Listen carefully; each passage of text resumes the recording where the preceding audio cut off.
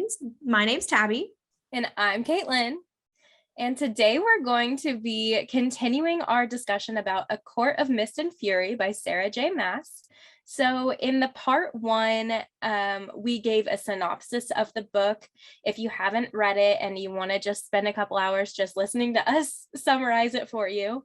Otherwise, everything we're going to talk about in this part is kind of delving a little deeper into the story. So there will be spoilers, lots of spoilers, like everything. Everything is a spoiler. Everything is a spoiler. That's kind of how this podcast is going to work. We're going to summarize the book for you and then talk about it. So apart. Yeah, so you can expect to learn some details. If you are someone though who doesn't like to spend time reading things yourself, like maybe this is for you though. You just kind of spend a few hours listening to everything about a book instead of reading it. So first off, we're going to kind of talk about our overall opinion of the book, what we would rate it on Goodreads, and like what we liked and disliked about the book. Cool. So I'm a huge fan of book number 2. Like, I obviously loved book 1, but book 2 I think is really what made me fall in love with this series. It is like a revitalization. It's so good. If I could, I'd give it a 1000 out of 10. Just so many great things about it. I mean, there's some stuff obviously, like, it's not perfect by any means, but it is fantastic. What would you give it? Yeah, so on Goodreads, actually, you can see I have rated this one 5 stars. It is on my favorite shelf. Like you said, it's my favorite of the series. So the first book, it gets you interested, it pulls you in, but the second book, it puts your head under the water and you're here to stay. Like, you have been kidnapped by Sarah J Maas at this point. Yeah. You eat, sleep, and breathe ACOTAR until you have finished this series at this point. Like, this is the book that gets you. It very much makes you fall in love with all of the characters. They're all so fleshed out. And in the third book, they do get fleshed out a little bit more, but some of my favorite characters are just completed in the second book, which is like, well, so not only that, but just the way that she ends it too has you immediately just reaching for the third one, because you're like, you can't leave me hanging like that, Sarah. The cliffhanger is good. And I remember, like, the first time I read the second book, I was distraught that Reese and Pharah were separated. I was like, they just found each other. They just found love. Like, how could we come to this? But I knew Pharah was about to have her hot girl summer. She was about to absolutely dismantle the spring court. Like, she came in here with a mission. Oh yeah. She is very much, like, so sure of herself, but like, I would say, like, the last quarter of the book, she realizes she is so powerful. She's like, I did that. Mm-hmm. I saved this entire land of people from Amarantha. Like, I went and I did my own thing. I became high lady of a court. Like, me, a little human turned fae. I did it's just such a huge difference from obviously the beginning of the book, where she is just like, you know what, I could die and it'd probably be okay. Yeah. And to now it's like she is about to be Savior Prithian again. Yeah. And she is so sure of herself too. Like, she realizes, I've earned this, like, I deserve this. And that's what I think is really, there's this moment between her and Reese, and I can't remember exactly, like, the context, but she basically tells Reese that they both deserve to be happy. And I can't remember the exact quote. I'll have to, like, look that up. But you know what I'm talking about? She's like, we deserve happiness, like you and I. It's at Starlight, or during Starfall, isn't it? I think so. That sounds like it would be the right time in the book. But she just realizes, like, I'm worthy of love. I'm worthy of everything that has come into my life. Well, and she even says later on too, like, after the mating bond clicks into place, that, like, that was, like, the first time she realized, like, she was in love with him, and that like they both deserve that. So yeah, I think it was at Starfall. Yeah. Oh, it's such a sweet scene.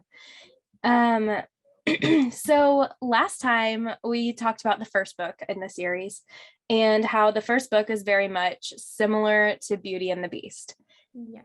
The second book is not quite as like cut and dry as with the first book, but it is really cool how she has based this story kind of on a retelling of Hades and Persephone.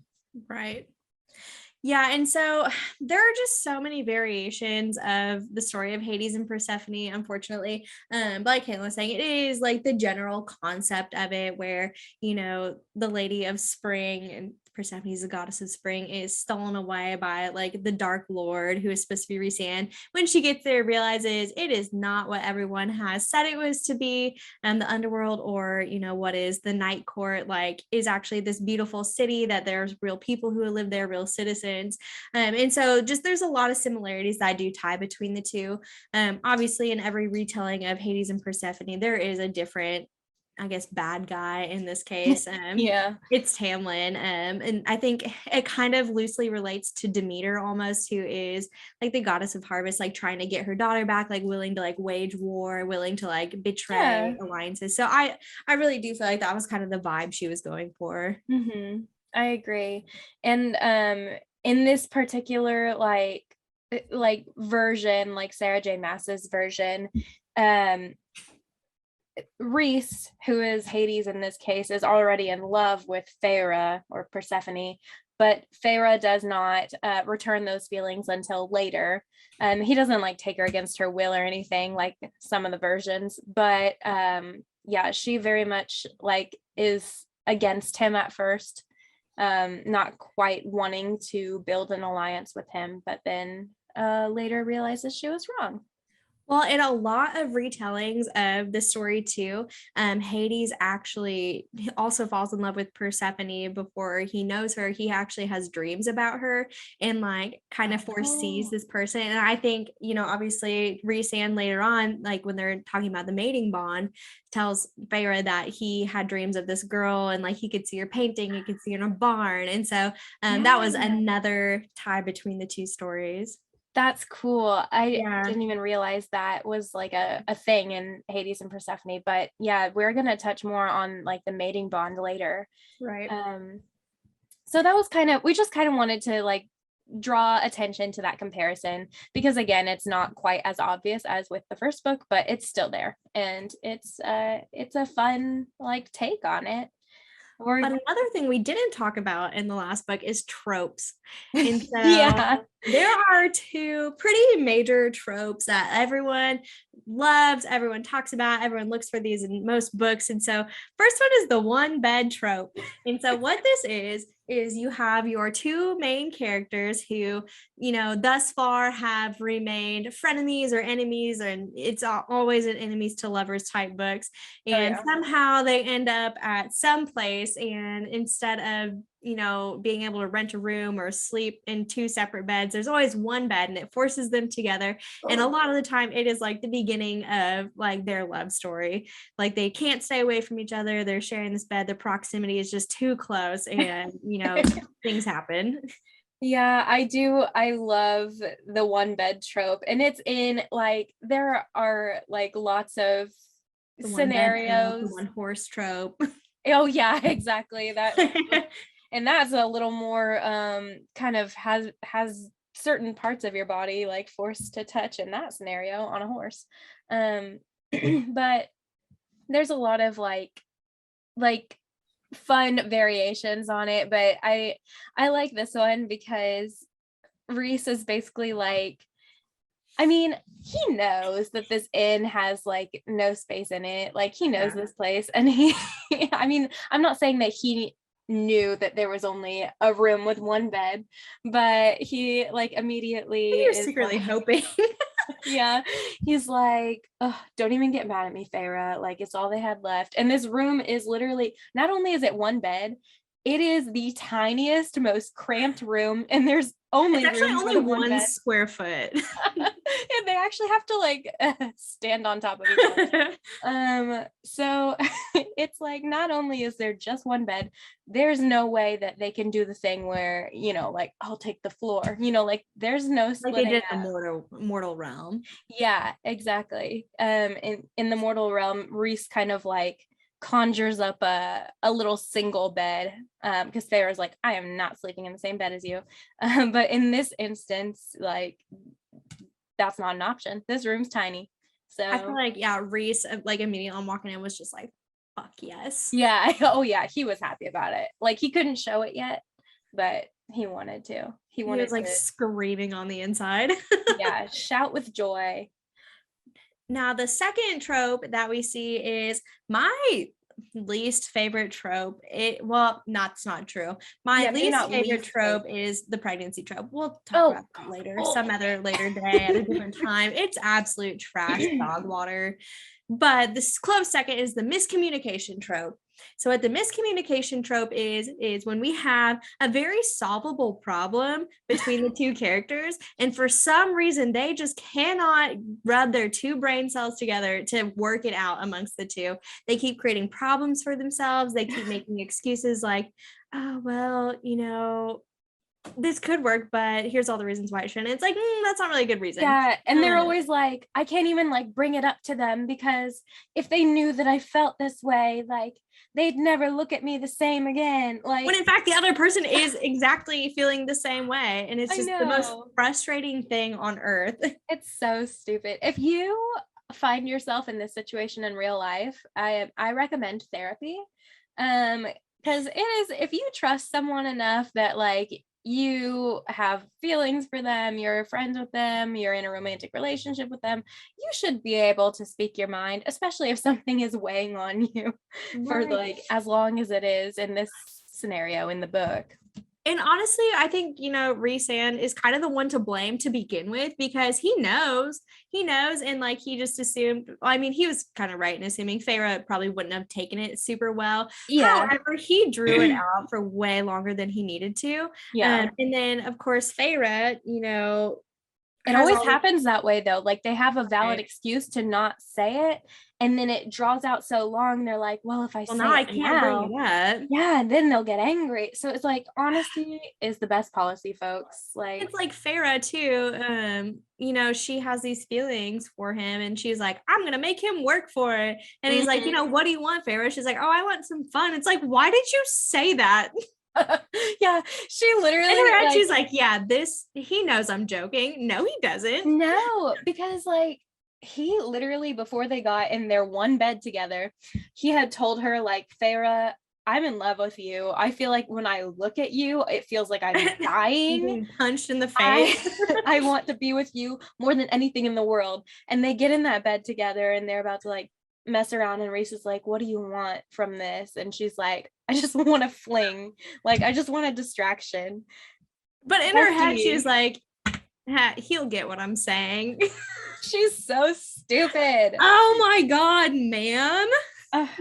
Oh my God. That was the most frustrating part of this whole book. Hey, yeah. I finished a book recently with a pretty solvable miscommunication trope. I hate it. The Sweetest Oblivion. Okay, but like, it's a good book. I mean, I liked it, but like, what was up with that? Was so avoidable. Anyway, Elena, she's a dumb main character, and we may do this book series later, but we should at some point. But I do recommend you guys read those books. Sweetest Oblivion the maid series is 10 out of 10. It's fun. It's spicy. It's interesting.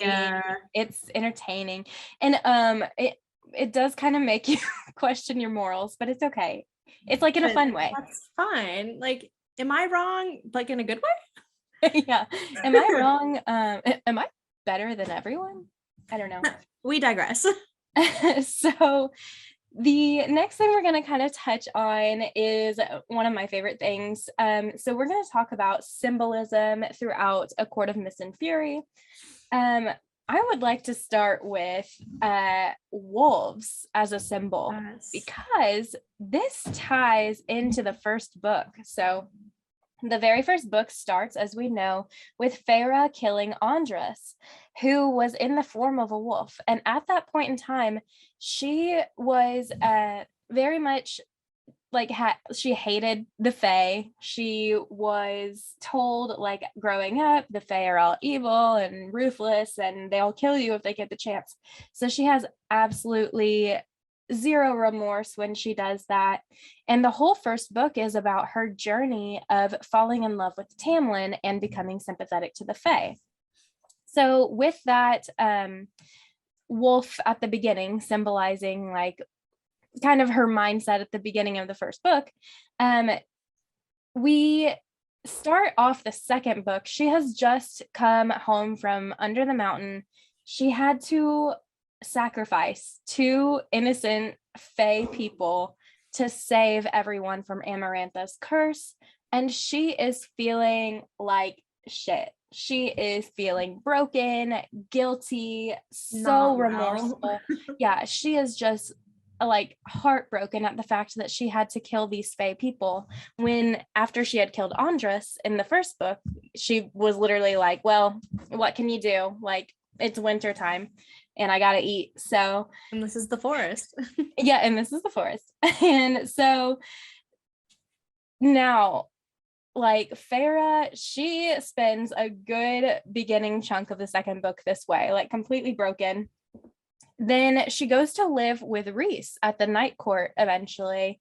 And she is like finally coming into her powers. He is telling her, you need to go to the Weaver's cottage and like face this trial. So she is so scared. She thinks she's going to die. She's like having her panic attacks. But outside of the Weaver's cottage, she's like, you know what? I'm not prey any longer. I am a wolf. A bad bitch.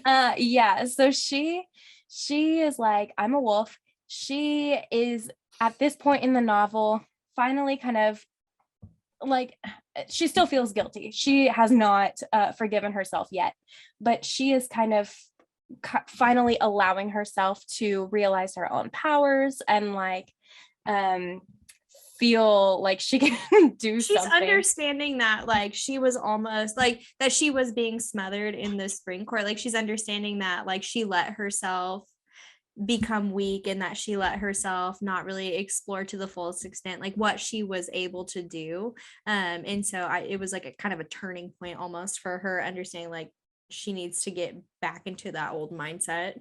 Exactly. Yeah. So she's like returning to that like Huntress Pharah persona. She's like, I got this.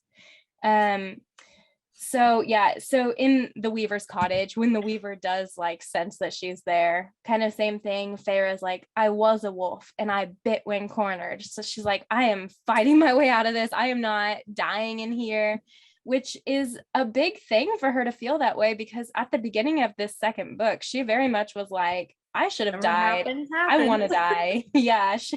So at this point, she's like finding a sense of hope again. Finally, toward the end of the book, when Valaris is being attacked by Hybern soldiers, Pharah is using her powers to the full extent at this point. This is the first time she has like released a whole like arsenal of her powers. So she commands the water from the sea and from the river into these wolves, and these wolves are made of water. She has them like hunting down the soldiers and then literally going down their throats and drowning them to death. It's amazing. It's powerful. And it kind of brings her full circle to like being that powerful, like strong protector and provider that she was in the first book. But at this point, one who is a Fae and loves Fae people. Well, and I think that's a really cool part too, because it also kind of shows that like like even though like she's not high lady yet, like it's showing her and Reese and too as like equals also, because like she's able to block him out and kind of fend for herself, but he's also able to like help her and, you know, lend her power and like let her do her own thing. And so I think that was a cool moment too. Absolutely. And the entire book, Reese has always made it clear to her like she gets to make her own decisions. And even though he was feeling like so instinctively protective of her because they had like recently solidified their mating bond. He was like freaking out, worried about her safety, but he was able to accept the fact that she was making the choice to defend their people off on her own. So that is kind of a testament to like how healthy their relationship is in comparison to the one she had with Tamlin. To Tampon. Let's just call him like a bunch of T words. Like let's just call like tomato. Tamlin ding dong, trampoline. Like that's, so if we just, you know, Carmack. If we say a T word, that's he who should not be named. So the second symbol that we're going to talk about is the night sky. So this is important for so Feyre becomes High Lady of the Night Court, night sky, you see, but it's kind of like she was always destined to be so, which is, I mean, that's true if we're assuming that the cauldron has like created all of these people in this world. Like Feyre was created to be High Lady of the Night Court and be like mated to Reese. I'm not fully buying into that one quite yet, but I mean, I'm not saying that I believe in the cauldron in real life. No, not in real life. I just like, I don't know. Oh, I thought like in the book. No, not in real life. Like in the book. Oh, okay. So Feyre, at the beginning, when she is having her nightmares at the spring court, she like wakes up violently ill in the middle of the night.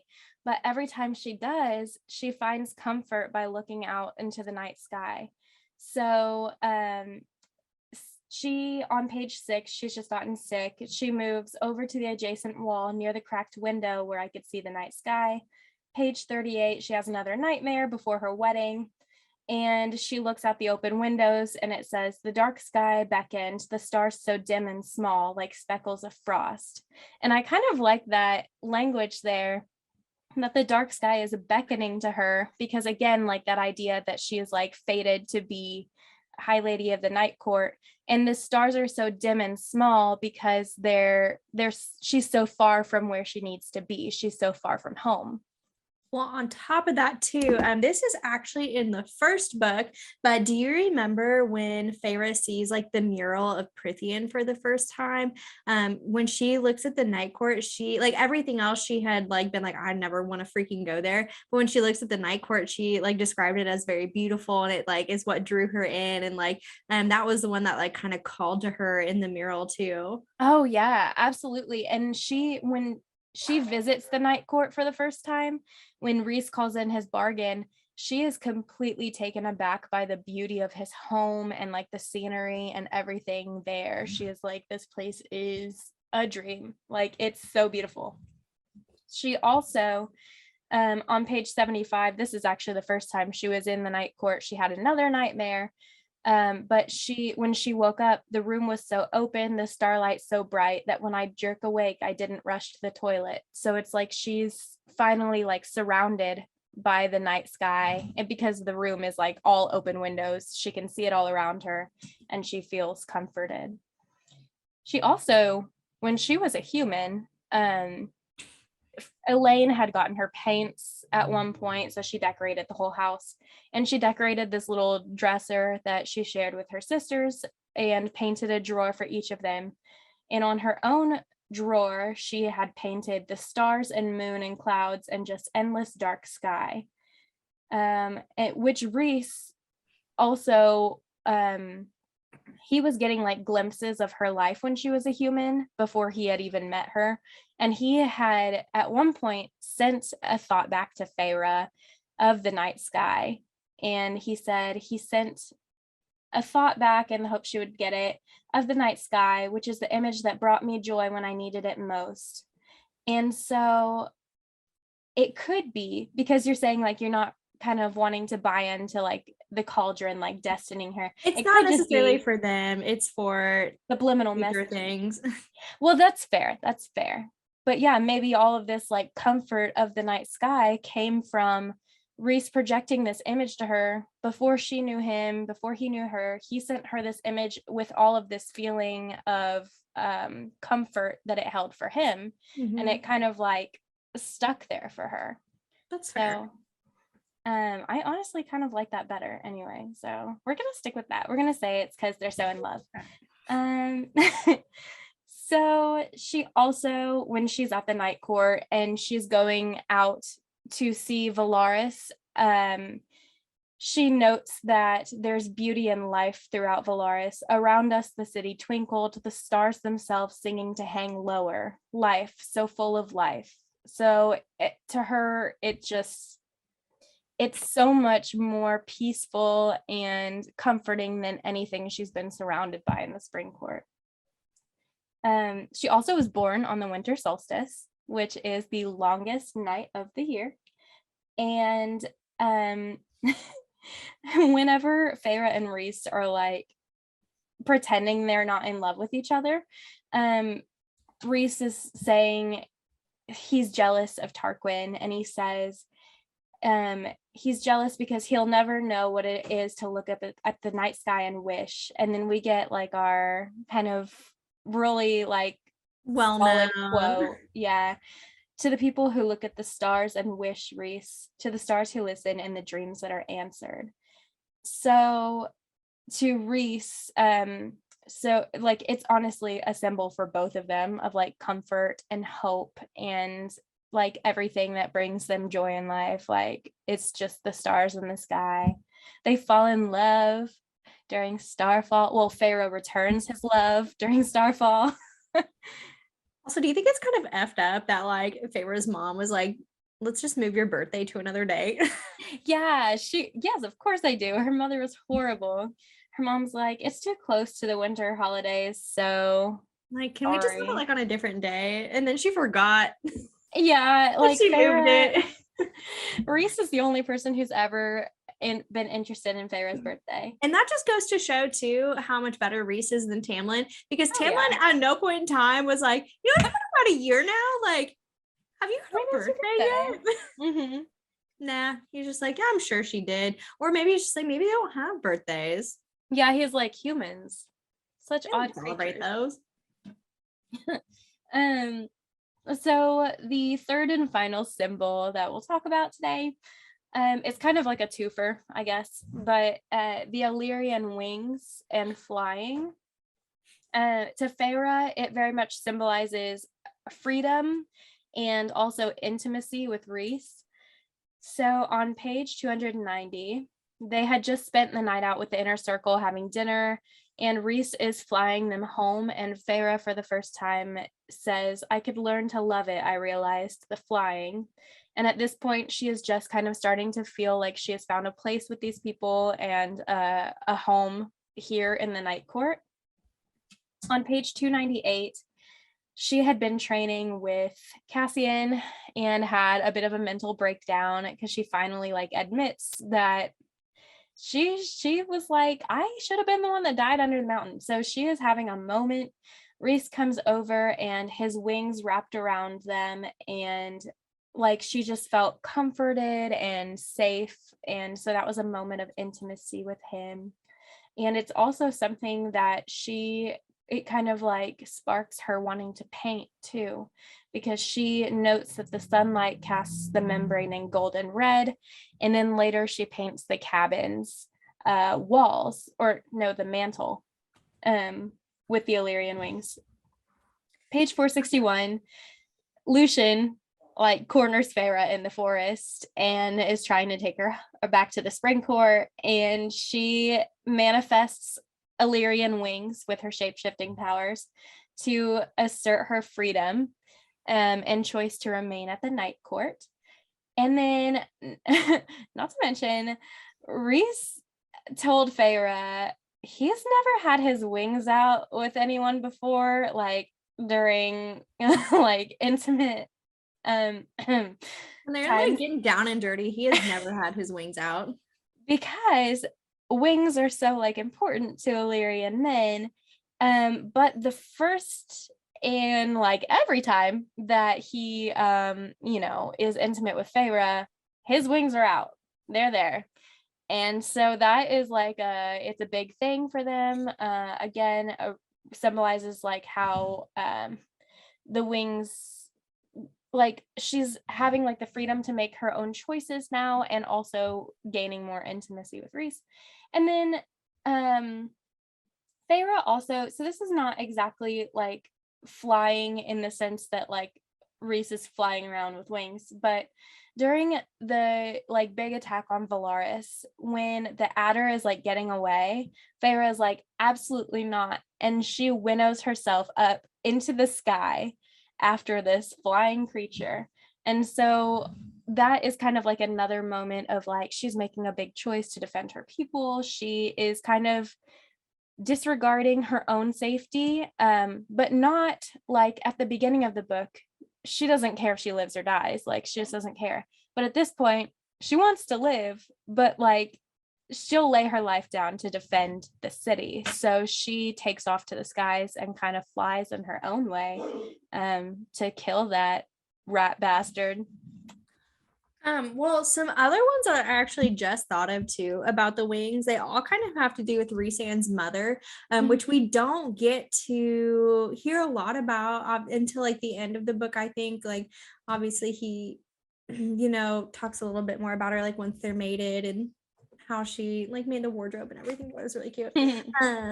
But like whenever Rhysand is talking, the first time that Feyre ever meets the inner circle, he's talking about how, Illyrian females are, their wings are clipped before they like fully become women. Like when they have their first period, like their wings get clipped, and how Rhysand's mom always felt like her wings like symbolized her freedom, and so she knew like the minute that hers were clipped, like she would no longer be able to experience the joy of flying and have that freedom, because she didn't fully trust her people. And so Rhysand's dad coming in to rescue her, that kind of symbolized like her, debt that she had to him, and like how important those were to her. And so I think that's a really good way to symbolize like what the Illyrians will kind of go to for their wings. And then whenever Rhysand's mom and sister were murdered, Tamlin's father cut off their wings because he knew like it was like a grave insult to the Illyrians, like how important they felt about their wings. And so first of all, Tamlin's dad just sounded like a dick. Yeah, worse than Tamlin. Oh, I'm sorry. Worse than Toilet. Sorry, yeah. Tarzan just couldn't even handle it. And then the other one is like whenever Reese is talking about, like Farah is asking him like if he loved flying and stuff, like he always kind of relates it back to his mom when he talks about his wings, like how he used to go flying in the middle of the night, and like his dad hated it, but like every time his mom saw him do it, she would like join him in the skies, and it was like a chance for him to not really feel the struggles of one day becoming the High Lord. It was like a time for him and his mom to just kind of have that between them.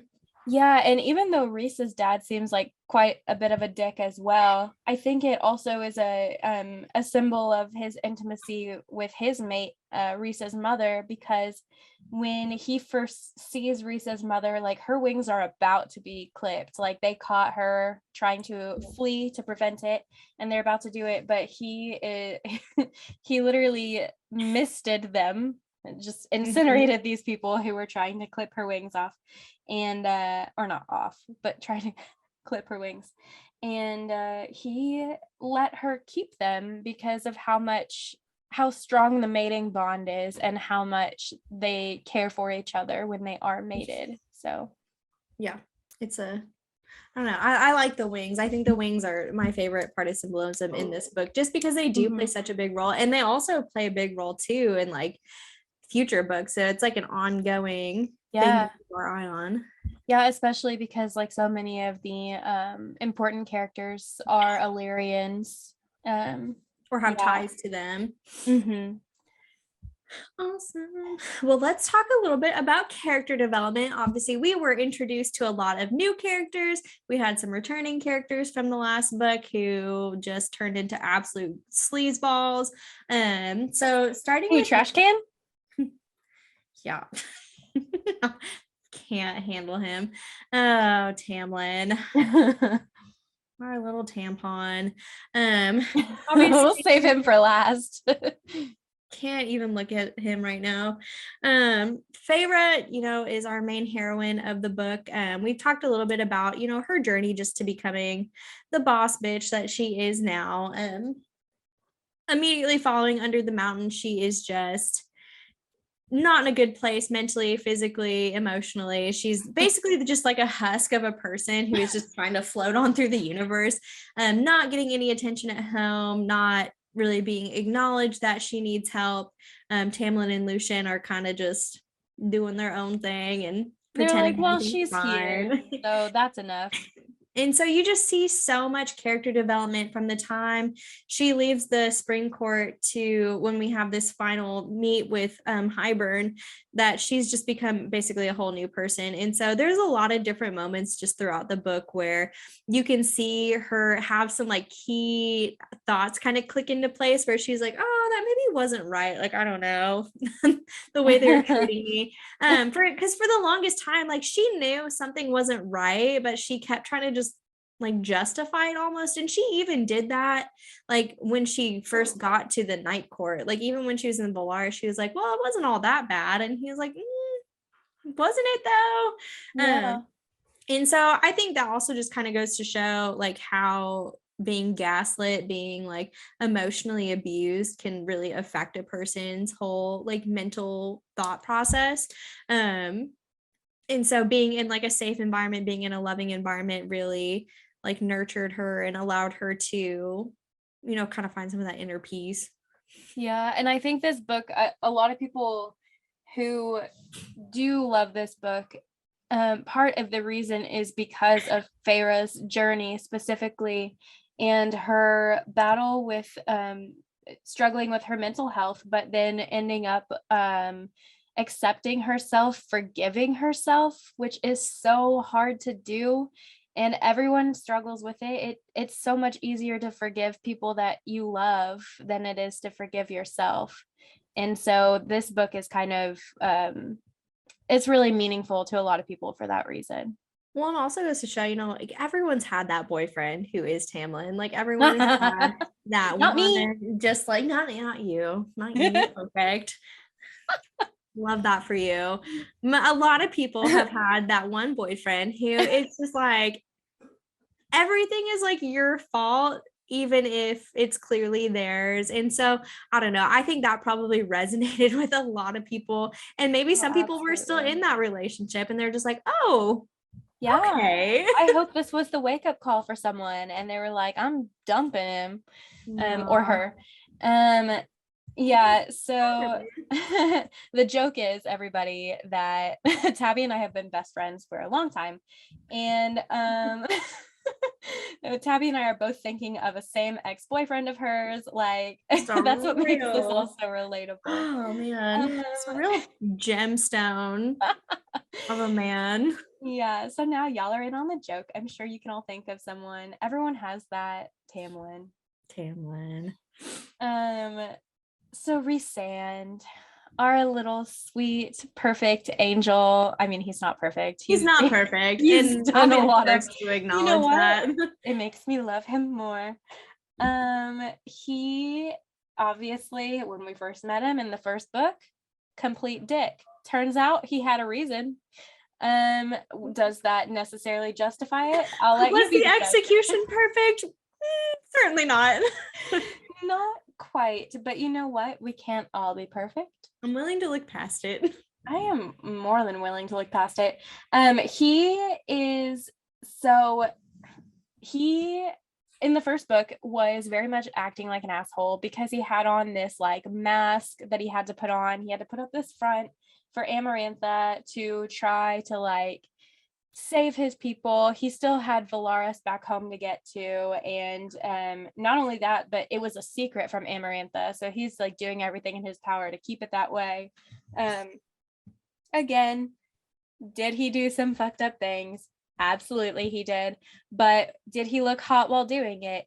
Absolutely. And so he, because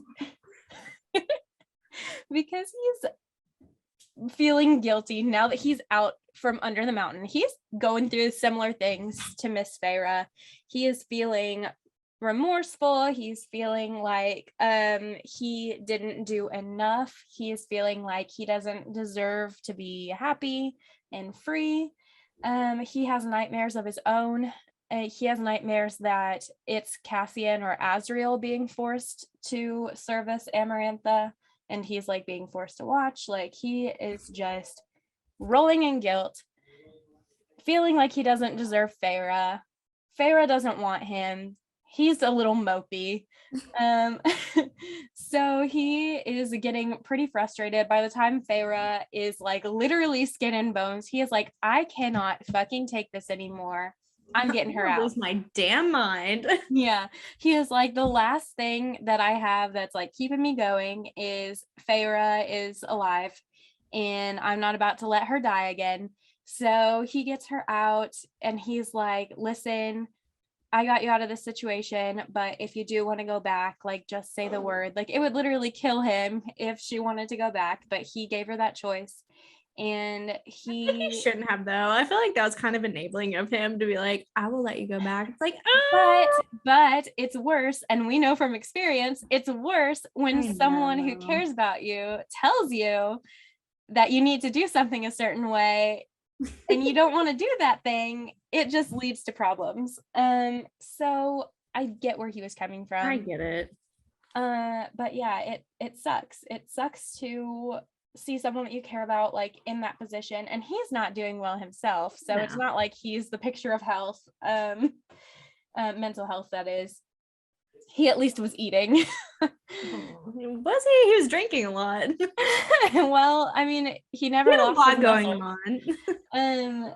Yeah. So Reese, over time, when Pharah starts to get her own shit picked up and like realize that Reese is like here for her, he starts to like come out of his shell quite a bit. He does get frustrated when they're kind of having like their back and forth. Again, it's the miscommunication trope because they both just want to make out, but neither one of them won't do it. They just won't do it. They just stand there in awkward tension already. And they just look into each other's eyes and they don't do anything about it. And it just leads to them both being sexually frustrated. Same for the readers. Same for the readers. And so yeah, over time, Pharah like learns to care for him, and that means a lot to him. Then she gets pissed that he was like keeping it a secret that they were mates, but ultimately Pharah's like, I know, like, I can't even be mad about it, because she's like, yeah, if he would have told me that we were mates, I would have like punched him in the face. So he like, she gets it. My favorite part of like the whole like mating part of like that chapter, like chapter 55, when everything good in the world happens, when he is like, you know, explaining to her the story of like how basically like they got to this point in their life, when he was like talking about them under the mountain and he's like, yeah, and you know, I dressed you up like that and I drugged you every night because I wanted to protect you. And I'm just like, yeah, that my toxic trait is that I am going to look past that. I hear that, because the thing is, well, okay, it goes back to he has a justification. Does that wasn't right? I mean, that's his reason. I'm not saying I support it.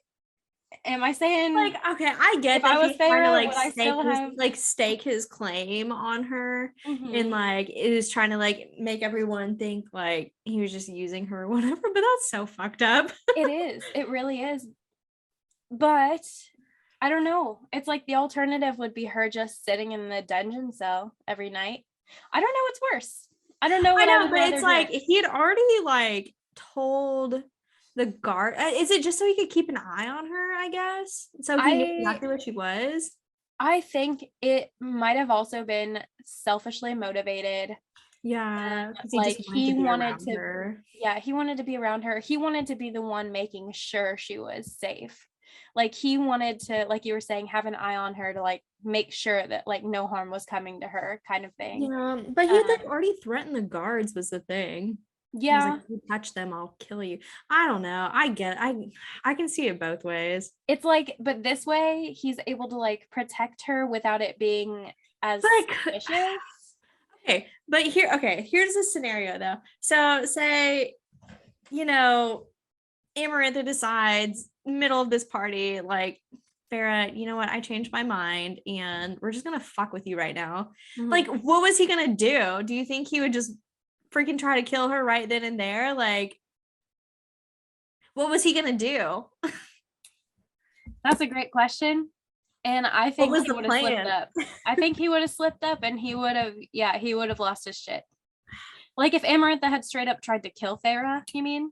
Yeah, because I don't know. If she was just Do you like, think Tamlin would have done anything?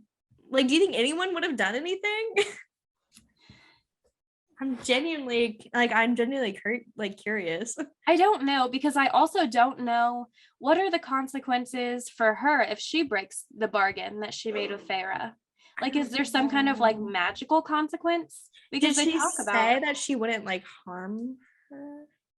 Well, no, because that was the whole thing with the bond, like with the bond they made. She like, even though Farrah completed the trials and stuff, like she still fucking snapped her neck. well, I think the thing is that she promised that Farah would complete these trials every time there's a full moon. She's like, you're going to have a trial and you're going to do it. So I think if she had somehow like intervened and prevented Farah from doing those trials, The bond that would would have have like been reacted breaking her poorly. end of the bargain. Yeah. But since Farah completed all three of her trials, at that point, Yeah, the she's bond like, was completed. I can just kill you because I have upheld my end of the bargain, kind of thing. Yeah, I think it just coming back to like, I don't know. I feel like it was a good plan, I guess, but like I don't want to know what he would have done, like if he had to step in, because that would have ruined the Yeah, I do think it whole. was a bit selfishly motivated. Am I still into it? Yeah, like I said, I will look past it immediately. I just think it's wild.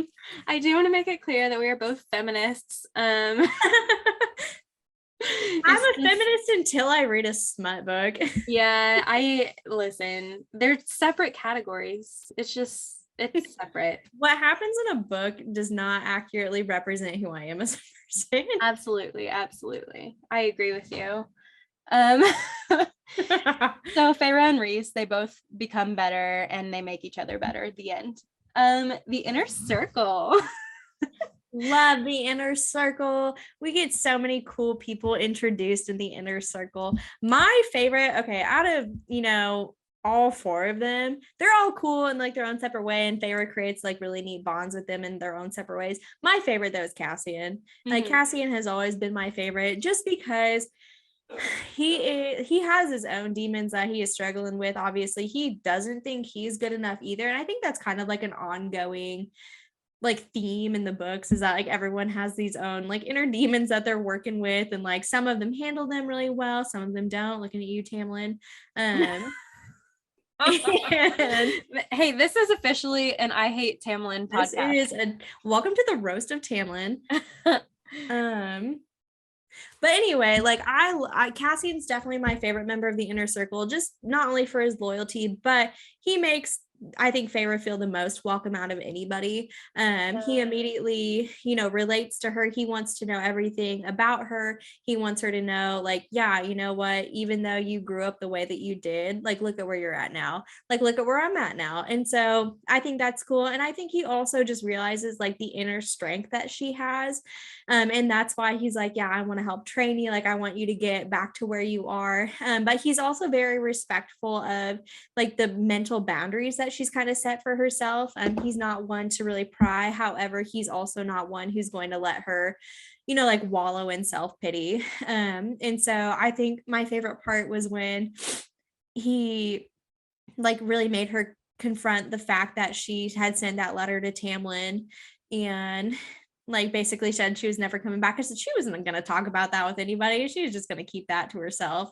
And so just, him being like, let's talk about it. And even though she doesn't want to, like, it still got her thinking. And that kind of led up to the point where she almost had like that small breakdown while they're training. But I think that was a big breakthrough for her. And like that was the big moment where she was like, you know what? Like, what he did was so fucked up. Like, this dude just kept me locked up. He kept me weak. He kept me, stupid to everything that was going on around it. And so I think Cassian was just a really big component in her, getting back on that track to being healthy. Yeah, and speaking of Cassian, like, just being like that friend that you need to like call you on your shit, rile you up, like get you to talk about things after. So the mating bond like lore is, oh yeah, it's cringy at times, but one of the things is that like whenever there's like a new mating bond established, like the man gets like really territorial and weird and like wants to fight everyone who like looks at his mate. So that. it's cringy, but like it's fine if we're gonna establish that. They even like, acknowledge that too, though. Reese is like, yeah, this is like antiquated and disgusting, but anyway. Yeah, he's like, what can you do? So what Cassian does is he literally like provokes Reese on purpose just so Reese can like beat the shit out of someone. Like, what a pal. He's like, wow, Reese, your mate's hot. Like, she doesn't look tired. Like, maybe she and I should go. And Reese is like, I am gonna pummel you into the ground. I also just like his relationship too with like, okay, I like his relationship with Moore and Az. However, I don't like that he does kind of create a buffer, because as much as he made Pharah kind of face her own shit, like he's let them go on and do this nonsense for so long. Like, and it's more. like what's going on here? Yeah, and we'll talk about that like after we read the third book. Yes, but like more, if anyone needs therapy, it's Morgan. Yeah.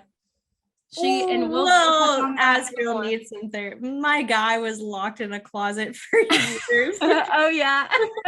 I don't know. And then Amryn, who was like imprisoned. They all could probably have a good dose of some like okay mental health exercises.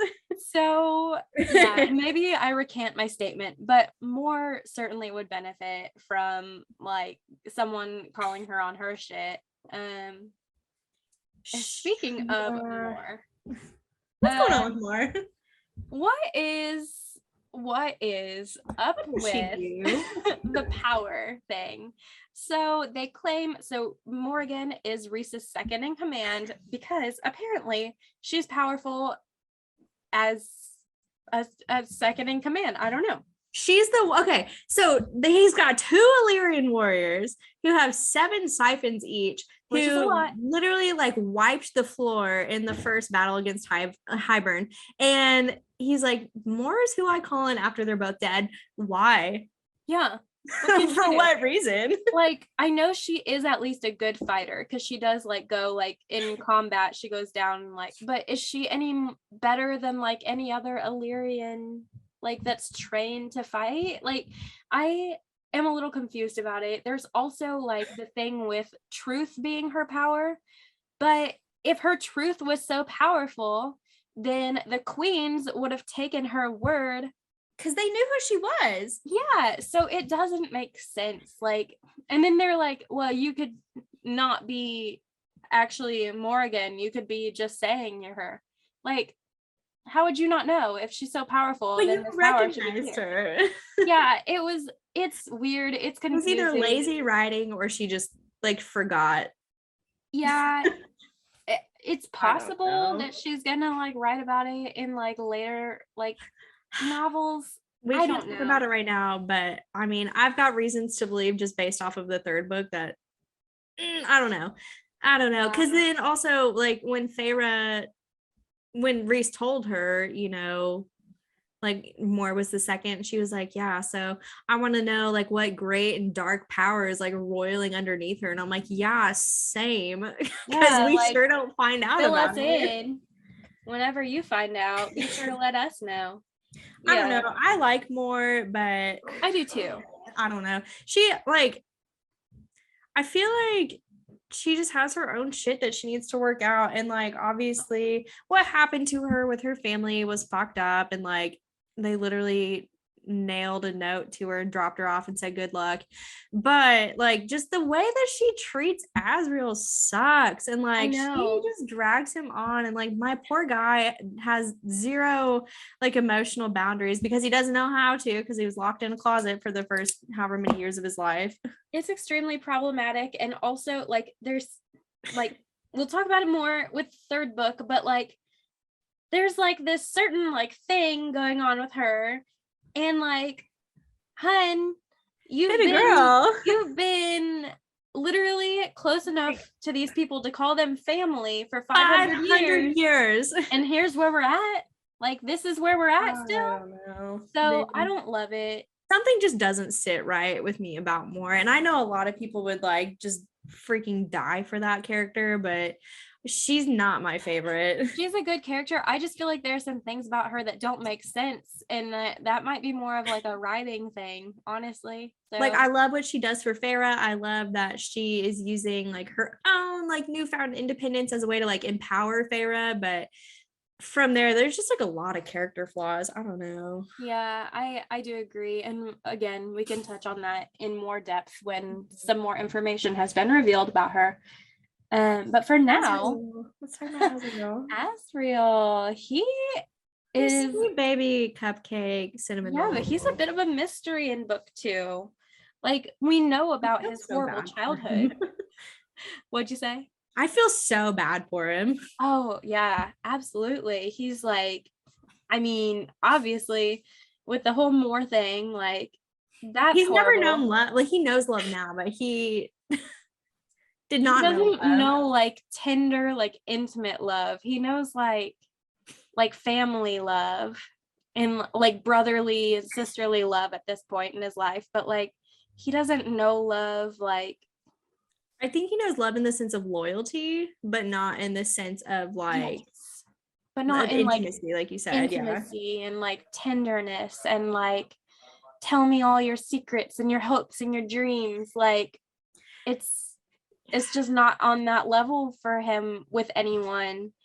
And unfortunately in this book, like there's just not a lot of character development with Asriel, as there is going to be in the third book. And so we'll touch on him quite a bit more. I do think his character's cool. I do think he has like, and Reese even kind of talks about it too, like after, knowing him for 500 years, like even Reese isn't sure like what's going on with him. Like he said there's always just been like this like rage that he's never been able to break through. And so I think eventually Sarah J Maas is going to write a book about him. I don't know. She might not. What if like he just kind of remains like an enigma? What if she like writes a book about him and he's just like a serial killer and we all have to cancel him? Dude, he's got to be like a freak for sure. Like, I know he's into some wild stuff. Like you can't be locked in a closet for that long and not have some sort of trauma that like relates to bedroom. Yeah, and I would love to know what those shadows are saying to him all the time. That's also weird to me. I want to know, okay, I know like the shadows just kind of developed like while he was trapped in the closet, but I would love to know more about what like a shadow singer is, because I feel like she kind of like brought it to attention, but obviously until we hear from like Asriel's point of view, like no one really knows what a shadow singer is. And you can see multiple times throughout the book where like he doesn't know Pharah's looking at him, but you'll like see like a shadow kind of curl around his ear, and then he'll immediately look at Pharah. And so that's fucking creepy to me, that the shadows are sentient. And I love it though. I would love to know more about them. Yeah, and I totally interpret it that way, that the shadows are literally like communicating with him. Yeah. Super interesting. Seems like dying to know more. A way cooler power than like even the Daemati power. Like, I would rather be a shadow singer. I think it's different. I don't know, because like I feel like the shadows themselves can also like almost like creep into people's minds. Like, I don't know. And like, I don't know. They don't like Asriel can't winnow, but he can winnow, but only because of his shadows. Yeah, it's like he becomes shadow to travel. So many things about Asriel that, again, like the inner circle, they touch on it, but they don't. Listen, all I'm saying if I am a fae creature written into one of Sarah J Maas's novels, I want I you to want know to everything about me immediately. I want to pursue Azrael specifically. Given Azrael. everyone as an option, that's my choice. Yeah. Yeah. Yeah. Amren. Let's talk about Amren because she is a super interesting character as well, which again, we don't know a ton about her except for the fact that she is old. Yeah. She is super old. Older than possibly the bone carver, is older than Prithian itself, which is wild. Azrael does not trust her. Reese does with his life though. So that's an interesting dynamic. It is. And I wonder, is Azrael like, well, surely if he knew I think something he's to jealous. explain. Oh, ooh. I think it's because he's jealous because Amren, like Reese puts like a ridiculous, like, and Amren is like his first person to know everything. Like, okay, also Amren, I don't know if you caught this like in the beginning, but whenever Pharah comes to the inner circle, like meets the inner circle for the first time, like she like kept saying how Pharah smells different, and then all of a sudden, like she kind of gets surprised and like snaps her eyes to Reese. I think that's when she smells the bond for the first time. Which I think it's weird that she was able to like sense it and no one else was. Well, it could just be because she's like some weird like creature that's not actually high fae. Yeah. I don't know. Like maybe she just got though. more heightened senses. But yeah, that is hilarious. Especially because you know that she like immediately, as soon as they were alone, she was like, what the fuck? Well, immediately. Anyway, so Amren is old. Amren is Reese's first in command. They don't know what she is. I think it's weird that no one's ever asked her either. Like, you've known her for 500 years. Like, I get that it might be rude. Would there be like a word for it? Like, would she be able to even tell them? Like, I can't say anything about it, like, because that's not till the 5th book that she really I don't know. But like I think it's just strange that he was just like, yeah, I have like a respect for that, and I'm not gonna dig too much deeper into it, even though there's literally this freaking crazy creature living with them who escaped in an escapable prison. Like they kept saying, like, no one's ever left before. It's like, well, then how did she leave? It wasn't the amulet. Like, yeah, it wasn't like why is she special? What did she do? And like I know like why she's special, but why is she special? That doesn't make any sense to me. Right. Again, is that something that we're gonna get like follow up on, or is it just kind of like loose ends? I don't know. What is she? And I actually have my own theories based off of like other Sarah J Maas novels, and if we ever cover them later, like I'll talk about them. Or if you have read Throne of Glass or Crescent City, shoot me an email, we can talk about it, because I've got some theories about it. But yeah, Amren's just kind of weird. Obviously she's a little stone cold, but I do think she has just like this really unique love for Pharah, and like she really wants to see her do well. Obviously she wouldn't have given her the amulet for her to feel brave going under to the bone carver the first time, after surviving the water wraiths with Pharah. Like they have like this unique bond forged after that where they feel like they can talk. Amren allows her to like stay with her and work with her while she's decoding the book of breathings. And so I think Amren really does like love Pharah. Yeah, and at the very end when Pharah has gone to the spring court to be a super spy, worried about her. Yeah, immediately that's the first thing that Amren says is, where is she? Like she notices she's not there and she's like, where's Pharah? So she does very much like care for her. She also holds Reese accountable.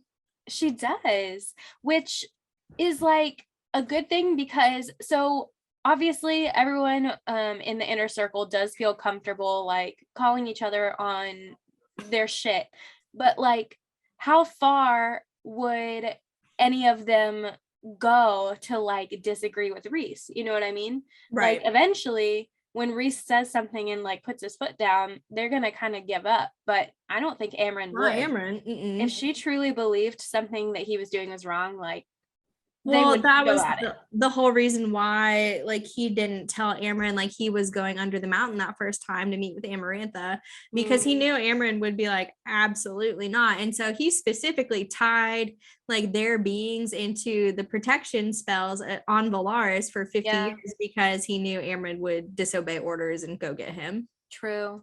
So true. Yeah, he went to every length to make sure that his inner circle like did not get trapped under the mountain with him, which It's nice. I get it. yeah, but at the same time, I like feel like they probably could have, like, come on, bud. Like, okay, like, you're telling me that the entire, okay, so I know some of the Illyrians were like loyal to Amarantha, or like eventually like gave their loyalty to Amarantha, but you're gonna tell me that like the entire Illyrian army couldn't take down Amarantha? Like, yeah, no, that doesn't track. they would have to have had I think more warning too. But yeah, like they absolutely could have taken her down. I just think they didn't have enough time to like realize like what she was doing. Even Reese was caught off guard when he realized he had like drank the like potion on accident, and he literally felt his powers being taken away. He sent out like the last burst of power he could to protect Valaris. Like he was real caught off guard. Yeah.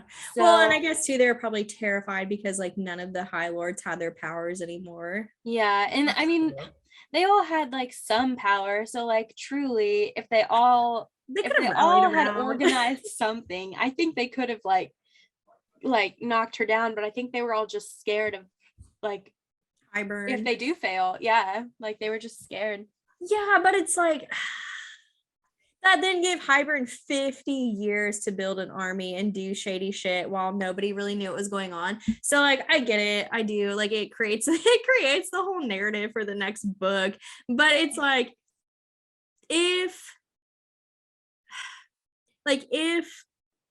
Reese had just been like, hey, here's what's going on, like let everyone else know.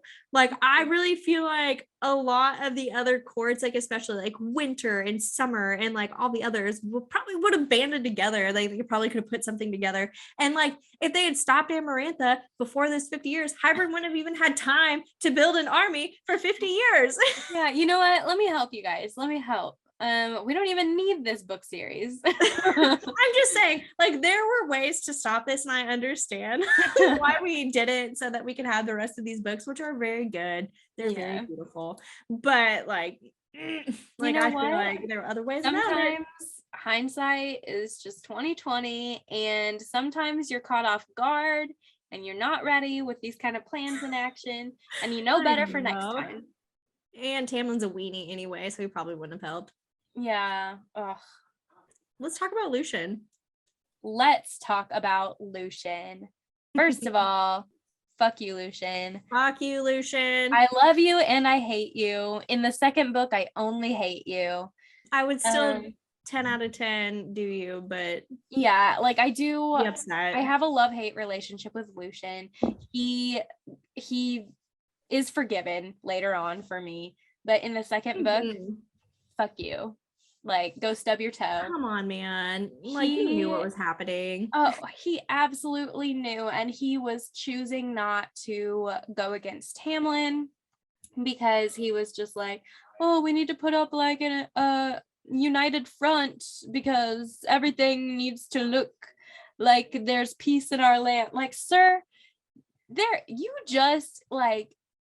just escaped your 50-year like battle essentially. You saw the dude who is running your court sit and do nothing, and you're like, yeah, I gotta obey this guy. Especially like he watched Tamlin do nothing, and he literally went and helped Pharah, like Lucien himself, when he could, until he literally like at one point when Pharah needed him, he couldn't go to her because Tamlin had to like whip him. Yeah, like, you know, come on, Lucien, you know what a fucking wiener Tamlin is. Like, get it together. And Lucian's just like, yep, this is my punishment. This is very fitting. God, that was so irritating. Yeah, and obviously Lucien is probably like struggling with his own like mental health issues, but there's like there's still a limit. Like there's a limit to the amount of shit you can just sit idly by and watch and be considered blameless, and he surpassed that limit by a lot. He fucked up. Very much to blame. I do think he realizes by the end of it that he fucked up. Mm-hmm. Oh, obviously. He does. Yeah, like he understands they messed up. Yeah, and when he like finds Pharah in the woods, like training her powers, and like he probably realized what she was doing, because like they wouldn't let her train her powers in the spring court, and he's like in his mind, like he has to be thinking like, this is one of the reasons why she left.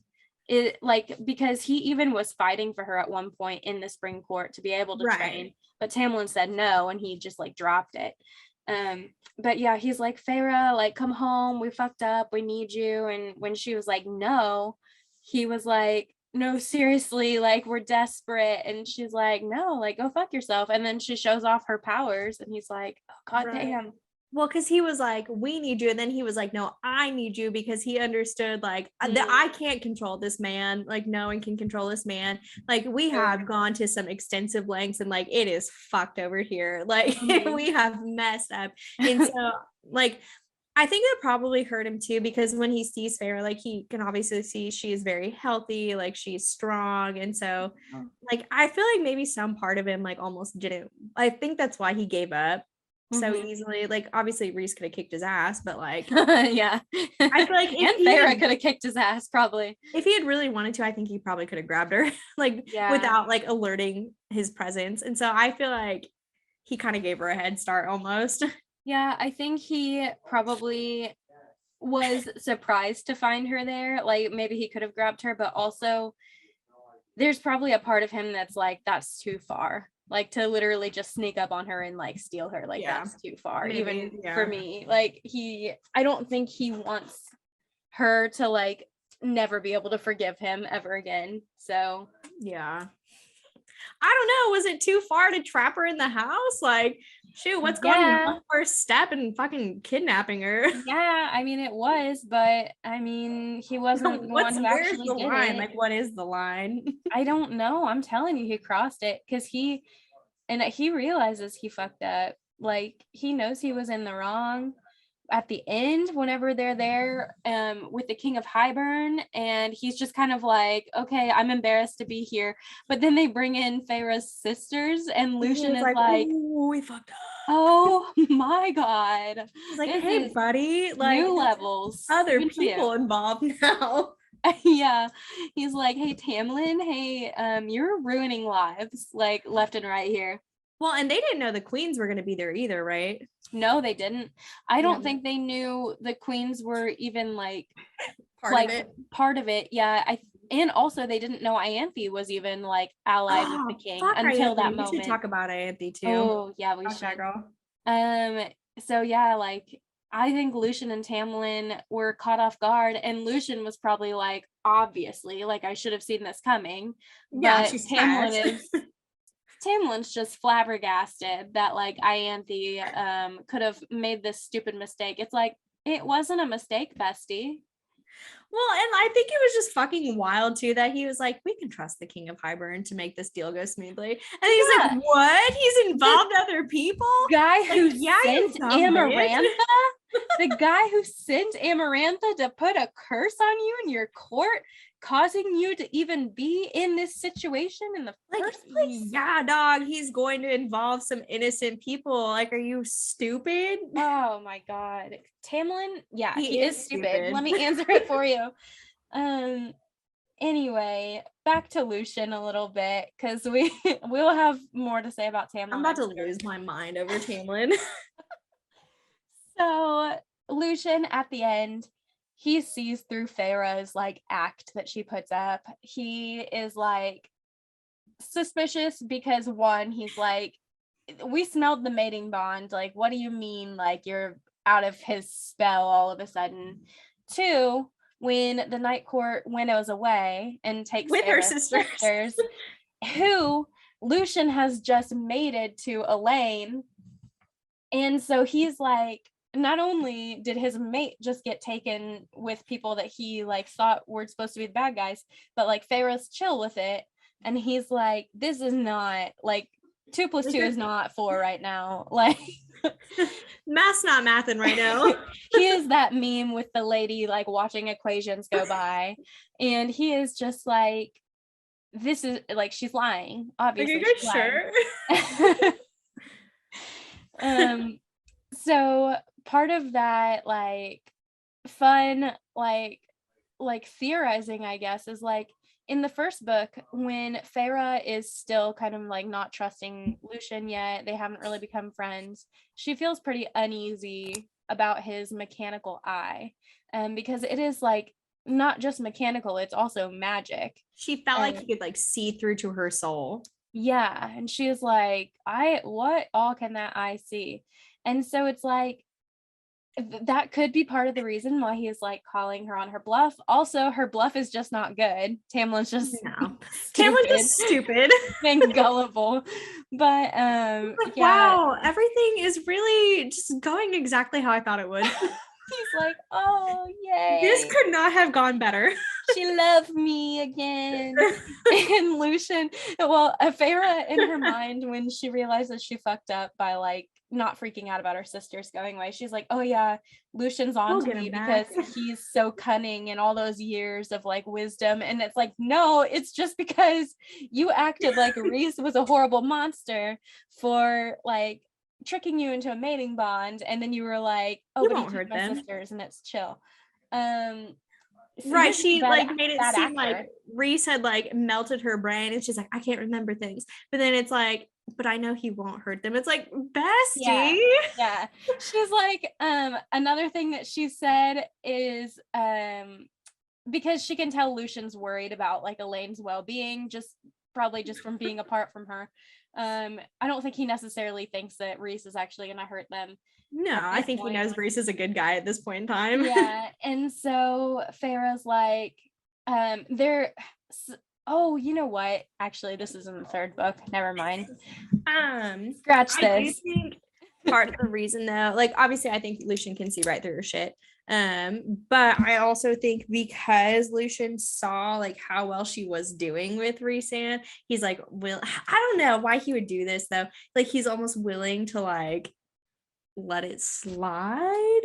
Yeah, I don't know, like because like if he knew Reese was a good guy, like I don't know if he would actually tell Tamlin that or not, because Tamlin would lose his mind. But also like I don't think he would just willingly let Pharah back into their court, because obviously like she is the bride of their enemy.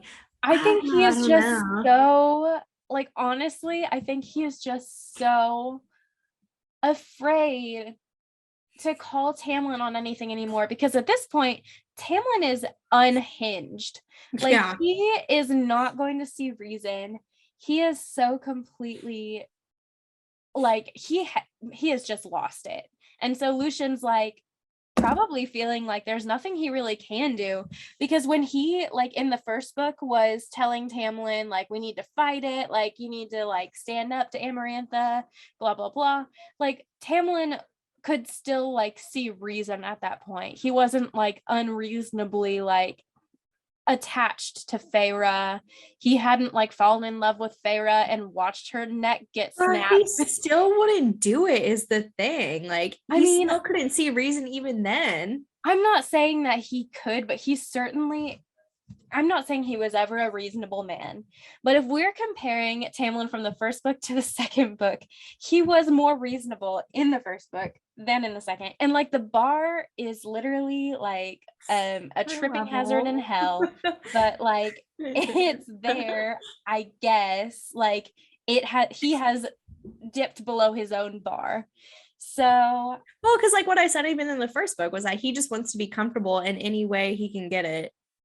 Yeah, he's like, I want to take the easy road. Yeah, just want like the things that like just fall into place, happy and feel comfortable. Yeah, exactly. And so whenever he like and Pharah get in the fight about the tithe and she comes in to apologize, like he's literally just gonna give her a present and like everything's gonna go back to normal. And when Pharah's like, but listen, like, we need to talk about this because I'm drowning. He is like, what? What the fuck? This is coming out of nowhere. And he gets so mad. He destroys everything. And yeah, like, he is just so unhinged at this point. Oh, but the theory about Lucian is that I think his eye can see through shit, and I think he can see Sarah's bond, even though she glamored it, but we can't confirm or deny that. We keep trying to like talk about other things, but then we get so like the theory is that I do think he has a magical eye and it can see through stuff. But anyway, let's trash talk Tamlin some more. Just kidding. Oh man. No, honestly, yeah, let's talk about it. Or do you want to talk about Ianthe? Oh, I think we should. Let's trash Ianthe for a little bit longer, and then if we have more to say about Tamlin, we sure can. Let's talk about how dog water of a friend she is. Horrible friend to everyone. Horrible friend to Tamlin. Yeah, like literally a fake friend. Horrible person. Also, where the fuck was she for 50 years? Like, I know they sent her across the ocean or whatever, but like, where? Obviously, she did something with Hybern. Like, she somehow met the king of Hybern, but it's like, how? I think she is just allied with them. Like, I think she's like, I know what's best for me. This is the most powerful, like, side of the war, and so I'm gonna go get in good with him. So was she a high priestess before she went overseas, or did she become a high priestess after that? I think she was before. Okay. So I think that's wild that they were just I know, I think it's wild that they're just like, yeah, that's cool. You can like go MIA for 50 years. It's fine. Well, I mean, what were the other high priestesses though? I wonder what they were like doing. I think when they sent Ianthe away, like it was under the guise of like they were refugees, like running from Amarantha. Did their dad go with them, or did their dad stay in the spring court?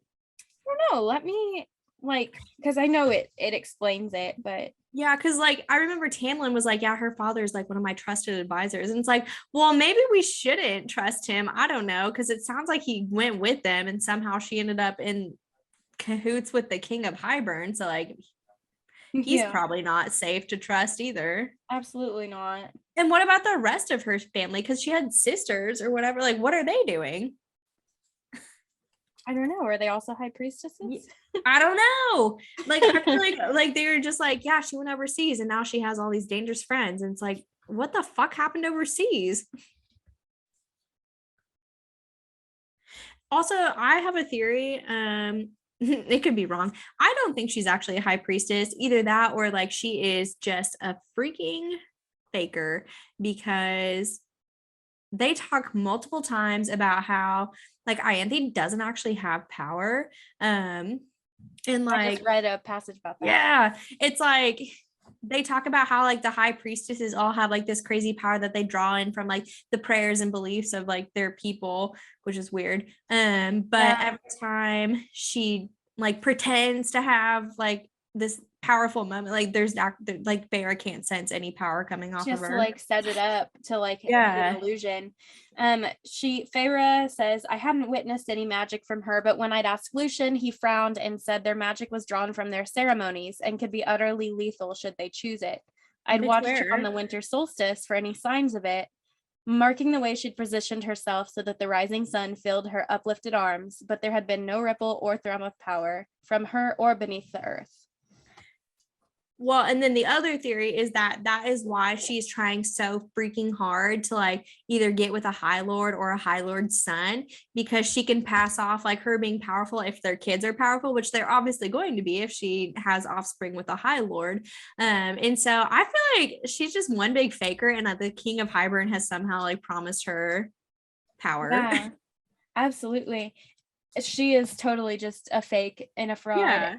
Whenever Amarantha came into power, she was already a high priestess, because it says, despite being a high priestess, she and her family had escaped the horrors of Under the Mountain by running. Her father, one of Tamlin's strongest allies amongst the Spring Court and a captain in his forces, had sensed trouble coming How? See, that's suspicious. And Passed off Ianthe, her mother, and 2 sisters to Valahan. well, it's because Tamlin's dad was friends with the King of Hybern. So there's probably some dude left over from when his dad was High Lord, and he was just like, hey, let me call in my old buddy and get the fuck out of here. Like, I'm sure like somebody from the King of Hybern, like from the court of Hybern, like probably contacted him and was like, hey, you need to get your family out. Like, shit's about to hit the fan. And we can't control Amarantha. She's a crazy bitch. Yeah, because like the adder had even said we have allies in every territory. And so it's probably Ianthe's dad. Yeah, you're right. Ianthe was ambitious, clever, beautiful, and bold, but I did not think Lucian forgave her or would ever forgive her for fleeing during Amarantha's reign. Sometimes I honestly wondered if my friend might rip her throat out for it. Good. So he can probably see through her shit too.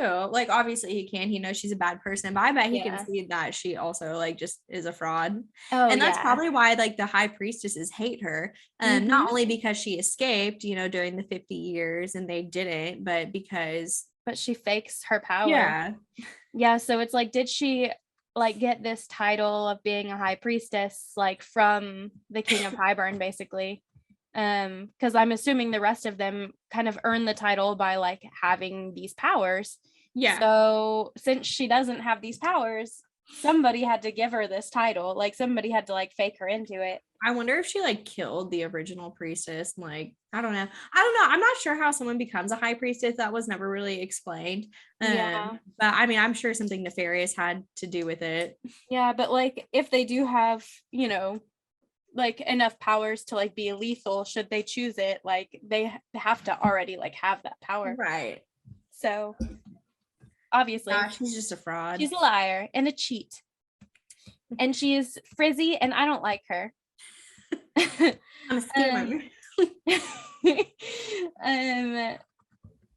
So it's revealed in the synopsis we talk about Ianthe had like tried to seduce all of the High Lords or whatever. Well, I say all. She at least tried to seduce Reese and probably Lucian. She had freaking done a circuit around all the courts. Yeah, she is desperate and gross. And so Pharah, upon hearing this, she is like skeeved out and she is like, what if she's doing that to Tamlin right now? Do we think? While Pharah was gone. Yes, I do. I do think he slept with her because I also think he slept with Amarantha because he's a crusty piece of shit. Like, of course he did. Like, okay, maybe he did it with Ianthe. I don't know, but I definitely think they were hooking up before, like before Pharah left. Like, he wasn't getting it on the regular with her because she was depressed and she slept till 5 o'clock every day. Like, he was absolutely fucking Ianthe. Yeah, that I mean, obviously. I already like hate Tamlin and was mad at him, but that kind of like just the thought of that kind of takes any last like shred of like respect or like understanding that I had for him, and it crushes it. And so I'm afraid to like full-heartedly believe it. I full-heartedly believe that he's at least sleeping. I don't think he did after Pharah left because, you know, in the mind of somebody who is like emotionally and like mentally abusive, like when they cheat, like I don't think he really saw it as cheating, but when she left, like he was so distraught by like their broken love that like he couldn't sleep with her. But I do think he somehow justified it in his head while Pharah was still there. I could see that. I really could. And I could be, you know, blowing smoke out my ass, but I do think that. I mean, it's just a theory. It's like, I believe that he would. I definitely believe that Ianthe would. So that's not like up for debate at all. Lucian is in the wrong partially, but Tamlin is disgusting. Yeah. Lucian, though, also feels indebted to Tamlin. And so because of the eye? No, because of like he gave him somewhere to go when he left his father's, like when he left and the also Autumn helped Court. him kill them. Yeah. So it's like it's very much, imagine living for 500 years, Tabby. Like your webs would be so goddamn tangled. That's true. I've only lived for like so many years though. Like how many years until he stops owing him though? like I don't know, but like I've only lived like less than a quarter of a century at this point, and like I already feel like I feel indebted to a lot of folks. I already sold my soul to the devil twice. I don't know, dude. Yeah, anyway, Ianthe, Skeevy, and Tamlin, Skeevier. I mean, at this point, so we're Skeevier. Yeah, no, not Skeevier than Ianthe, but he is gross. Yes, Skeevy. So basically where we leave off, we don't hear back from Ianthe at the end of the book. However, obviously Tamlin and Lucian know at this point in time that she did betray them. So we'll see where they pick up in the next one. Yeah, we'll see. We'll see. Left on a cliffhanger with Ianthe. So some other things that we want to chat about. I think like one of the most fun ones to talk about, and something that we'll be able to talk about more as we read more of the books. My favorite theory. Mysterious Eighth Court of Prythian. So yes. Do you want me to kind of pull up that page where it's mentioned? Yep, it's page 193. So unfortunately, we can't talk a ton about it in this episode. However, for the third episode, I'm going to dive a little bit deeper into it because, like I said, it is probably the biggest theory that I have put together right now that is going to be an ongoing one throughout basically the next 3 books. Yeah. And so basically on page 193, if you have it, go ahead and read it. Yeah, so Pharah and Reese are going to the prison, and Pharah asks if all of the High Lords have access to it. So Reese says, no, the prison is law unto itself. The island may even be an 8th court, but it falls under my jurisdiction and my blood is keyed to the gates. Yes. So this is just kind of going off of the idea that I do strongly believe that Pharah's mom is somehow descended from Fae. And so when he said, that there could possibly have been an 8th court, first of all, Sarah J Maas does not put things in books that are not going to be returning later. Like there was no other reason for her to put that in there unless there for a fact was an 8th court at one point in time. And so my theory is that somehow Pharah's family is descended from this 8th court. We're not sure how. We're not sure what the 8th court was, but it does directly tie into pretty good chance that somehow they are descended from them. Yeah, and it definitely, like you said, we'll be able to kind of contribute more to this theory as we talk about more of the books. So we'll kind of like save the nitty-gritty details for that. But as you are reading through this series, like just keep that in mind, keep that theory in mind, and send us your thoughts because we would love to chat about it. Yeah, even if you have read through we've read all of the books in the series. So if you have read through the 5th book, please definitely shoot us an email. We do want to hear your thoughts on this. Yes, absolutely. Like Tabby said, it's one of her favorite theories ever. Yes, it's an ongoing one. I do also just have, it's not really a theory, but it's a really cool Easter egg that Sarah has put into all of her series. So we probably will cover some of these books later, so I'm not going to spoil any of the content, but there is like an ongoing portion of each book where at some point in time the main female character is like washing the main male character, and so typically it follows after something like traumatic has happened or like there's just been like a big like kind of realization that they're taking that next step in like a relationship. And so we can see that happen in book 2 when after the mating bond has snapped into place, like they were getting down and dirty on top of the paint table, they finally decide to go take a bath. And so Pharah is washing Reese's wings, like lathering them up, and it's just like a very emotional moment between the two where they can finally feel like they can talk about things between the two of them. It's just a stepping stone in the relationship. They finally accepted the bond and have taken this to the next step. We can also see this in Sarah J Maas's first series that she's ever come out with, Throne of Glass, 10 out of 10 if you haven't read it. in the novella, without, ruining anything, there is a love interest who lives with the main female character. And she is very selfish in the first book. And so she does not want to share like any of her belongings with him. And he had tried to use her soap at one point in time. He ends up meeting a tragic end. We see later on a different love interest has, gone through, again, just like some sort of battle, and she allows him to like use her soap, and it's again just kind of a way to show like she cares about this character and uses it more as like a growth opportunity, where she wouldn't let this previous character use it because she was selfish. She is sharing this with this character because she understands, things can change at the drop of a hat, and she doesn't want to miss out on opportunities with them. And then in the third series, it's Crescent City, which is her most recent novel. Again, the main male character has gone through this traumatic event. He is kind of catatonic, like in the shower, basically. And so the main female character ends up washing his wings and like kind of taking care of him. And so she always uses like this particular scene just as a way to show like a bond between the two characters. I think it's really cool that she does that. You can see my picture of it right here. It's the lavender soap. I do love that. And I actually, I've not read the Throne of Glass series yet or Crescent City, but I will. I plan to. And I do plan on talking about them. Yes, we will, totally, because we love Sarah J Maas and all of her work. So the next thing we're going to talk about is just, it's so fun. We just kind of like discovered this the other day together. Yeah, so we're very excited to talk about this. So when Pharah is at the Weaver's cottage, the Weaver is singing. She's got a really nice, like lovely singing voice, but she is singing this creepy ass song. It starts on page 217. So I am going to kind of, I think if we just kind of split it into the verses that it's split up into and kind of chat about each one as we go. So her voice sweet and beautiful like sunlight on a stream.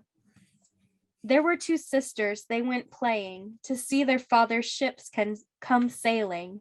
And when they came unto the sea brim, the elder did push the younger in. So that's totally Nesta and Pharah. Like their father's a merchant. Nesta's an asshole.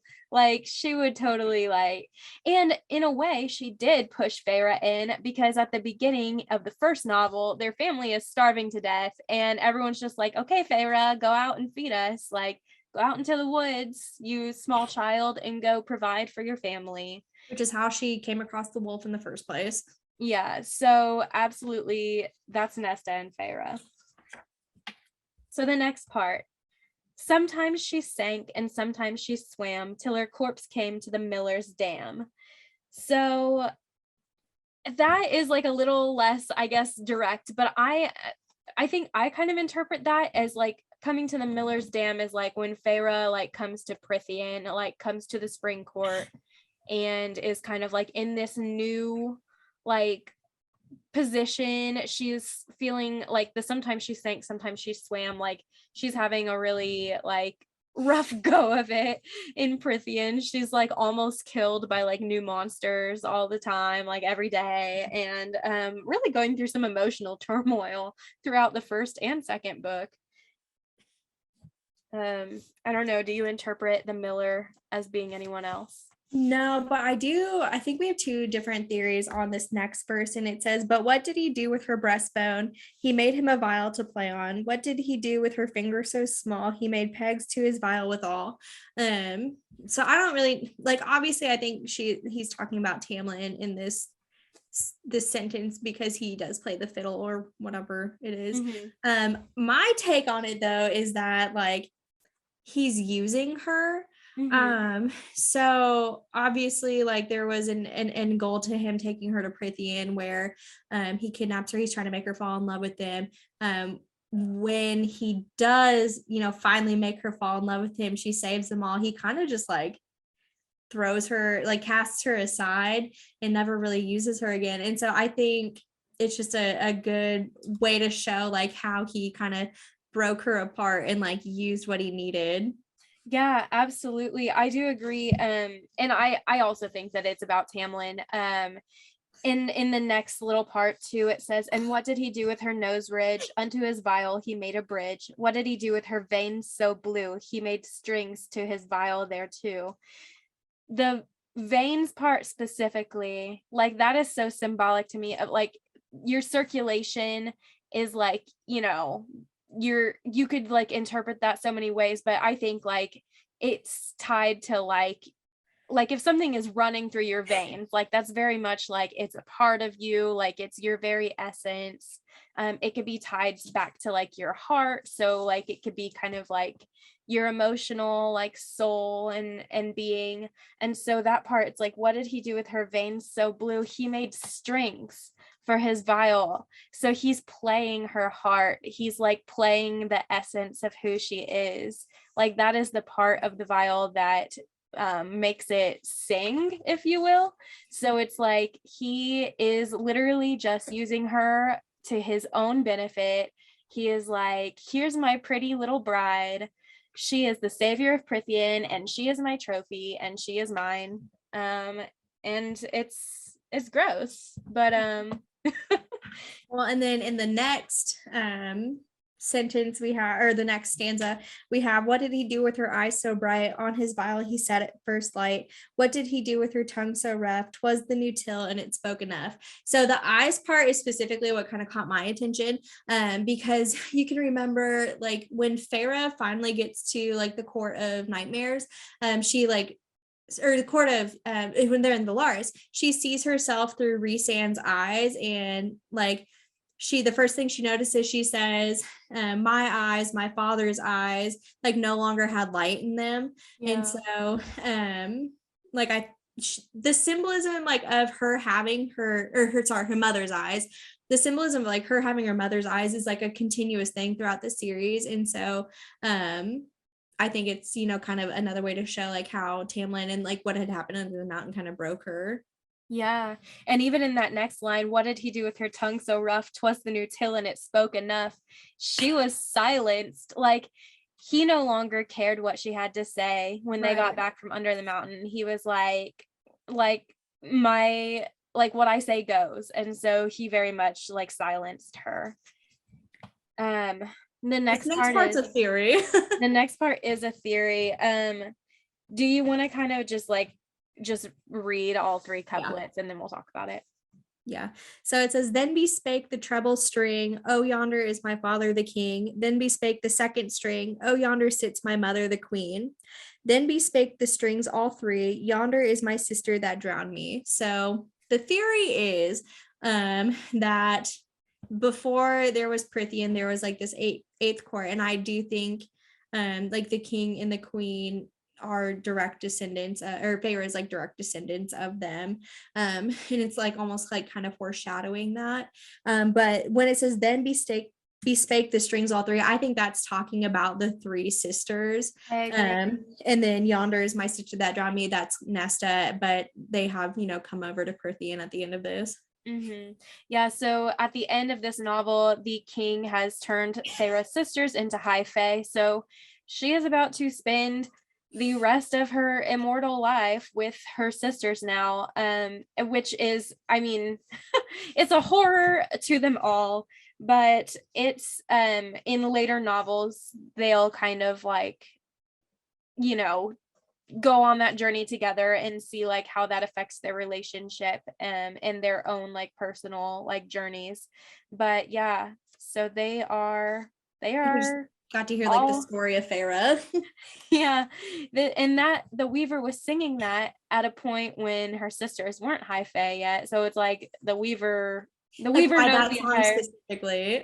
Mm-hmm. The Weaver is singing this whole song about Pharah, and quote unquote Pharah is like not perceived by the Weaver yet. Like I think the Weaver kind of knew she was like there, or like had some kind of premonition. Yeah. So the fourth theory that we have here is again continuing on about Pharah's mom and my belief that she is descended from the Fae. So they do talk about when Pharah goes to the mortal land for the first time with the inner circle and Reese, she asks where their father is, and I believe Nesta says that Pharah's father is attending a summit and also trading with merchants, but he's attending a summit due to the threat over the wall that they've all heard about. And so a couple ideas kind of popped into my head for this. First one is if you think back to the first book, when Tamlin put a glamour on Pharah's father and her sisters, like he had written it in there basically that if they sensed trouble coming, that they would flee or like go seek help.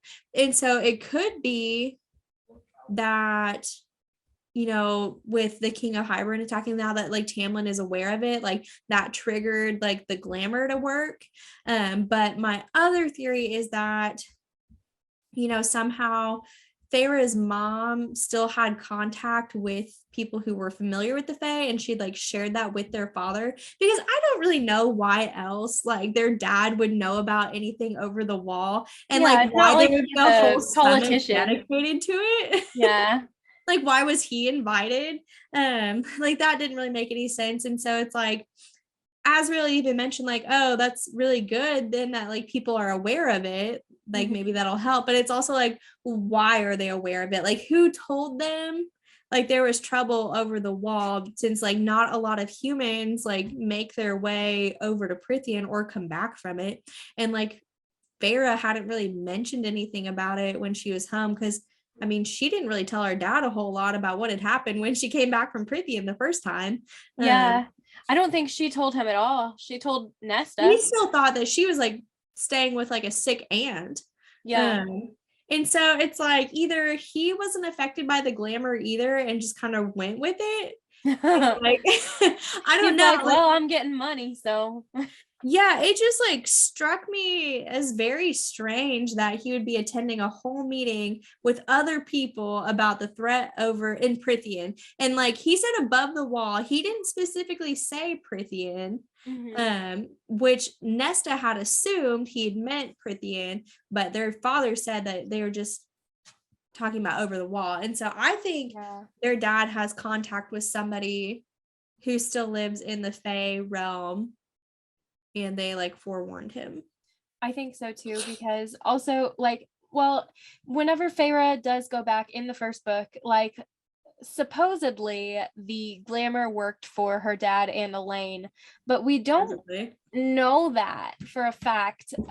We know they went along with it, that's for sure, but also like they definitely have the personality where they would just kind of go with it. Like, okay, because like, obviously like it's weird that Nesta wasn't affected by it, so like it goes to say like maybe they weren't either. Yeah, honestly, because like, so Pharah, she kind of in the first book, like she knows, she's like, my family wouldn't fight for me, like they don't care that I got taken by a Fae.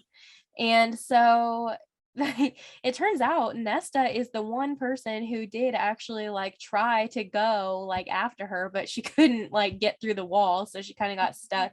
But Nesta was full on prepared to like go fight for Pharah. It's just that she physically couldn't.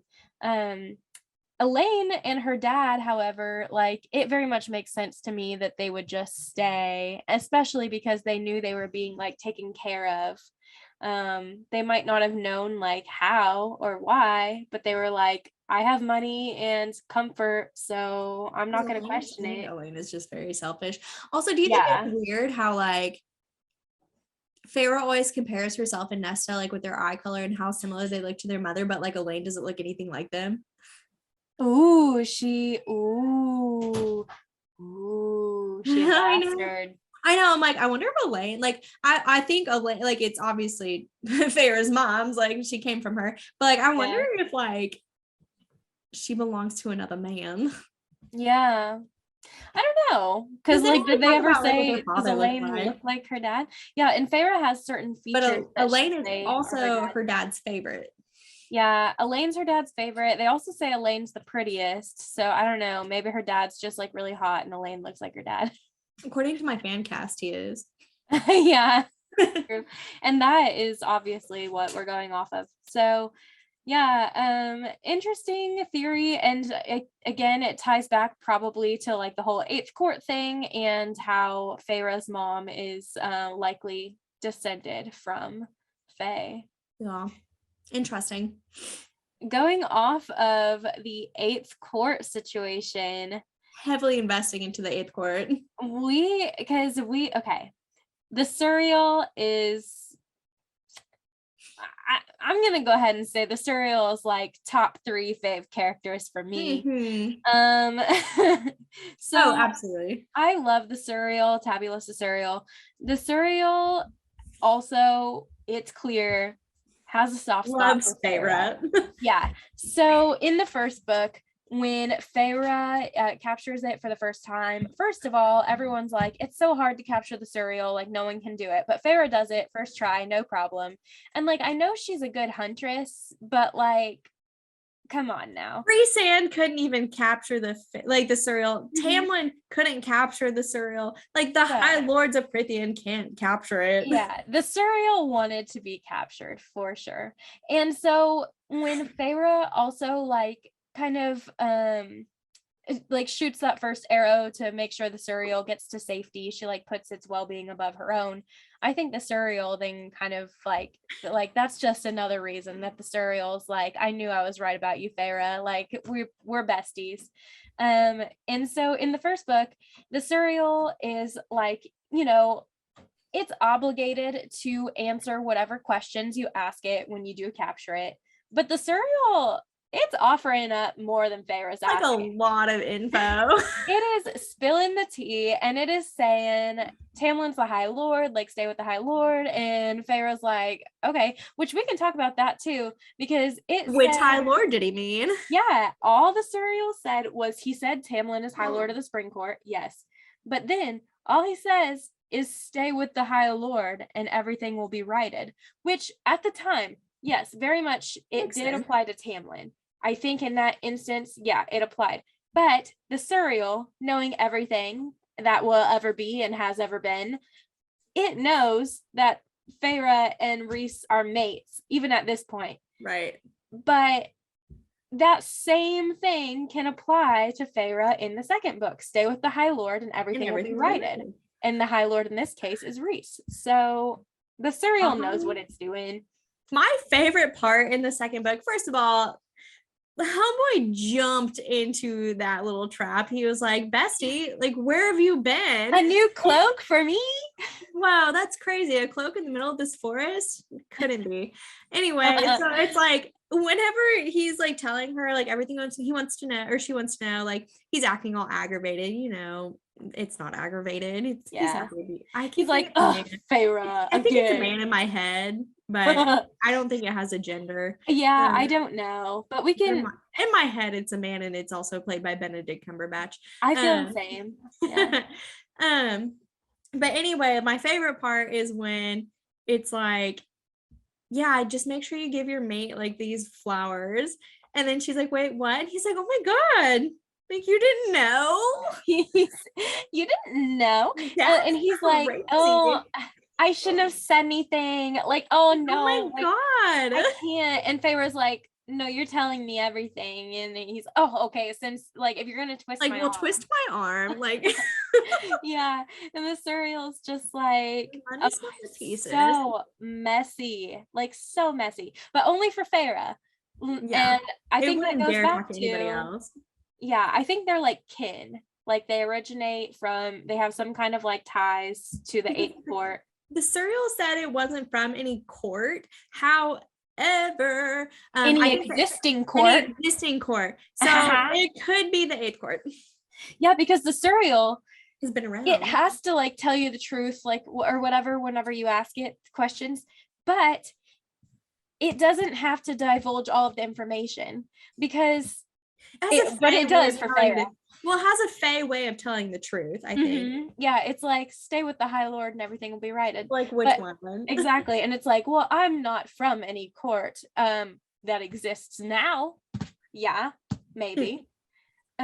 So yeah, like also I do believe that maybe it's not specifically from a court, because like it also is old as heck. But What if, okay, hear me out. What if it wasn't an actual eighth court? What if it was like something that like kind of ran all of Prithian? Like, what if it was before any of the courts? Like, then that's why it said like king and queen. Like, what if it was like just a king and queen that like ran all like the part, and then eventually like they were killed or something, and it split off into courts? yeah, oh, I could see that being the case. So it was Yeah. like there was just a kingdom that ruled all of the land. Yeah. Yeah. And That he could be got like possible. overthrown, maybe because potentially because the High Lords exist because they are so powerful. Mhm. So I'm wondering if like at a certain point, like all of these powerful fae just existed and they kind of just like all fought for their own territory. Or like, what if it was like the heirs to like this kingdom, and like they were all just like split off into courts? No, because then they would all be related. I don't know. Yeah, I don't know either, but also It like doesn't at always this go in point, descendants though. true. And at this point, like so much time has passed, Yeah. like it could have looked like anything before. Like whenever they talk about the 7 High Lords ruling Prithian, like it's been that way for a long time. Yeah. So what if there wasn't even an eighth court? Oh my god, I have to add this to my vision board. Yeah, we have so much to research Web as right we now. continue to read. But yeah, the Suriel loves Pharah, wants her to know everything. It's always spilling stuff. It doesn't need to be spilling. And Give me then that, it's just please. like tea time. That's the Um, tea. so the final theory that we just want to cover, and there's going to be more, I'm sure of it, is the bond between Reese and Pharah. So they talk a lot about how like the cauldron kind of like predetermines bonds and mating and whatever.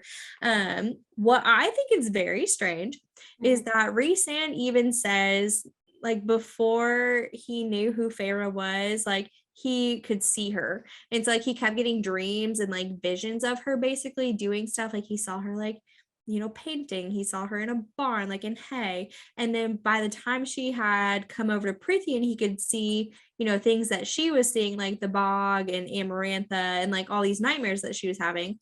And so I think part of that is because she has like fae blood in her. So I'm not sure. First, I mean, I'm sure humans and fae can mate. Like we haven't really talked a lot about it.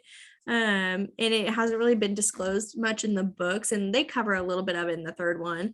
But I think it didn't really snap into place for Reese until obviously she was made into fae. I just think it's very strange how he was able to like kind of see her and feel her beforehand, and the fact that he knew they were mates beforehand. I agree, because like so you're so okay. You know what I'm saying? I do think yes, a human and a fae could be mates. And I think that a lot of the reason why they don't end up being mated is just because the people live separately. And so it's possible that other high fae have had like dreams and visions of their mate that happens to be a human at some point in time, but they don't realize what it is. One, or two, because mates are so rare anyway, maybe it's just it happens so rarely that like it doesn't really come up and no one ever really talks about it. Which is another part of the theory that it's super freaking weird that Elaine was immediately mated upon being created into Fae. So I think it's with the Archeron sisters, I and think their so Fae blood. too, because also like Lucian hadn't like realized that they were mated until Nesta separates them. She's like pulling Elaine away, like trying to protect her herself. And Lucian's like, Elaine's my mate. So like he has that realization like right then. Before that, he knew he was like drawn to like comfort her because she was like thrown into the cauldron first. So while Nesta was still like being held captive, Elaine was just like crumpled in a ball on the floor, like distraught. Right. And Lucian was like wrapping his jacket around Somebody her, help like her. comforting her. Yeah, so like he was drawn to comfort her, and again, like that could just be because like Yeah. he has basic human decency, but it also could be because he felt compelled to. It is confusing, and I feel know, like because it could go either way. she doesn't really elaborate on it a lot. I just think it's very strange that 2 of the 3 Archeron sisters so far have been mated, when it is like this super rare thing that happens. And so I really do think it has something to do with their fae blood. I don't know. And that they're made. Yes. Yeah, that could be it too. The fact that so Elaine, especially, she came straight from the cauldron.